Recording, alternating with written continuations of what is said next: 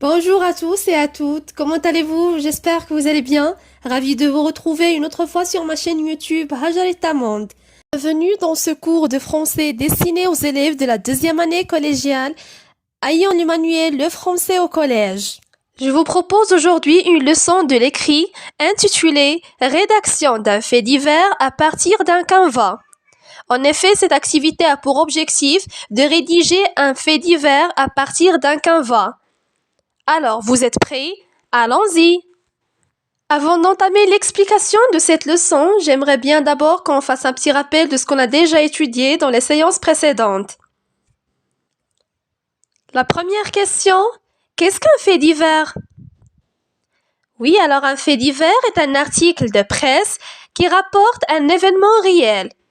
Il s'agit d'un récit d'événements variés, insolites, inattendus, qui est considéré comme peu importants. La deuxième question, quelles sont les caractéristiques d'un fait divers?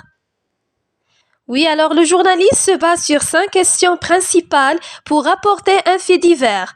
Qui, quoi, où, quand, pourquoi et comment? La dernière question, quelles sont les composantes d'un fait divers? Alors le fait divers se compose de plusieurs éléments essentiels. Citons en premier lieu le titre, qui doit être en caractère gras, clair, accrochant et percutant. Le deuxième élément, c'est le chapeau. On peut dire aussi un bref résumé du texte.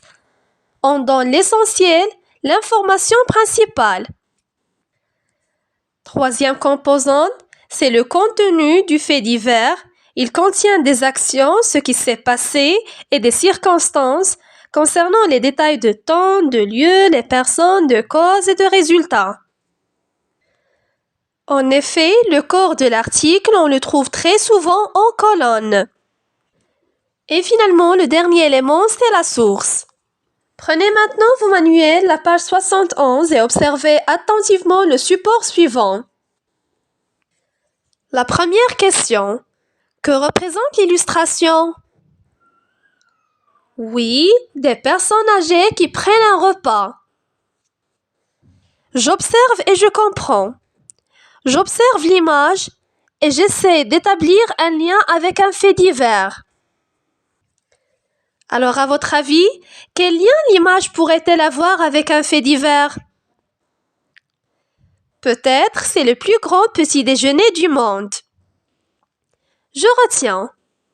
Pour rédiger convenablement un fait divers à partir d'un canevas ou bien d'un tableau, je dois, premièrement, répondre aux questions que le journaliste s'est posées pour écrire son article. Qui, quoi, où, quand, pourquoi et comment. Puis écrire un texte court et cohérent à partir des informations recueillies. Et finalement, chercher un titre incitatif et agrémenter ma production par une image ou un dessin. Et c'est ce qu'on vient d'expliquer. C'est-à-dire pour écrire ou bien rédiger un fait divers, vous devez choisir un titre percutant et accrocheur qui attire l'attention des lecteurs. Donnez d'abord un bref résumé de l'information. Rapportez les faits selon un ordre logique et chronologique. Racontez qui fait quoi, où, quand, pourquoi et avec quelles conséquences. Et finalement, respectez le plan d'un article de presse ou bien du fait divers. Premièrement, le titre nominal, le chapeau, le corps du texte et la source. Je m'entraîne. À partir des informations fournies dans le tableau ci-dessous, je rédige en quelques phrases un fait divers cohérent. Je lis la consigne une deuxième fois. À partir des informations fournies dans le tableau ci-dessous, je rédige en quelques phrases un fait divers cohérent. Alors, quelle est la tâche demandée dans la consigne? Oui, vous êtes censé rédiger un fait divers à partir d'un canevas. Je vais vous lire d'abord les informations fournies dans ce tableau. Où? Croatie dans une dizaine de villes du pays. Quand? Dimanche matin le 19 octobre 2003. Quoi? C'est-à-dire l'événement, c'est le plus grand petit déjeuner du monde. Tournez la page. Qui? Au moins 38 665 personnes ont participé à l'événement. Comment? Des céréales avec du yogourt et une pomme pour chaque participant acheté avec l'argent donné par des mécènes. Pourquoi? Afin de tenter d'établir le record du monde du plus grand nombre de personnes prenant leur petit déjeuner au même moment. Les précédents, le record antérieur date du 13 octobre 2001 lorsque 23 291 personnes avaient consommé 5 670 de lait et 1920 kg de pain à Taïwan. Et finalement, la source de l'information, c'est d'après l'agence Reuters, d'après Libération du 19 octobre 2003. Alors mes chers élèves, mettez la vidéo en pause et prenez quelques minutes pour rédiger un fait divers cohérent à partir de ce canevas.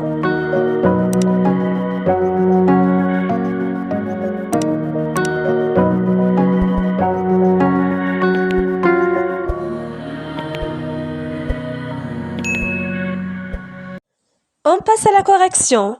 Voici un exemple de production.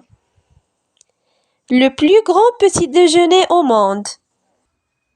La Croatie organise le plus grand petit déjeuner du monde et y invite des dizaines de milliers de personnes.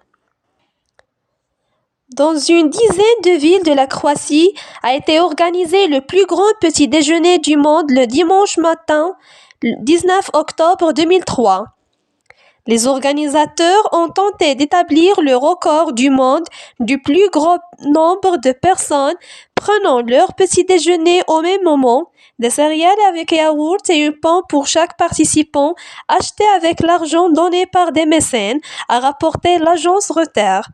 Le record antérieur date du 13 octobre 2001, lorsque 23 291 personnes avaient consommé 5 670 litres de lait et 1920 kg de pain à Taïwan.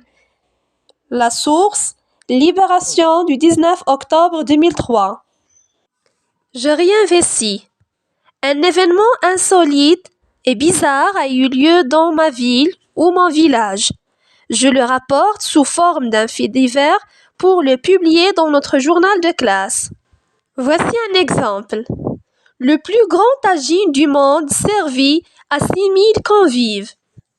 Un tagine présenté comme le plus grand au monde a été servi samedi à quelques 6000 convives à Casablanca, a-t-on appris dimanche auprès des organisateurs de cet événement.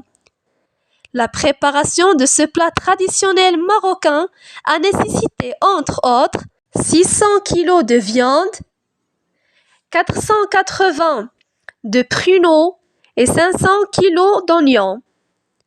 Une trentaine de cuisiniers ont été mobilisés et l'ustensile utilisé mesurait 8 mètres de diamètre. Un cinquième de ce tagine d'exception a été offert à des organisations de bienfaisance de Casablanca, la capitale économique du Maroc. Les organisateurs de cette manifestation ambitionnent de battre le record mondial et ont fait appel à un notaire pour consigner toutes les données. Et voilà, j'espère que vous avez bien compris ce cours. Si vous avez des questions, n'hésitez pas de me contacter. Merci de votre attention. À bientôt.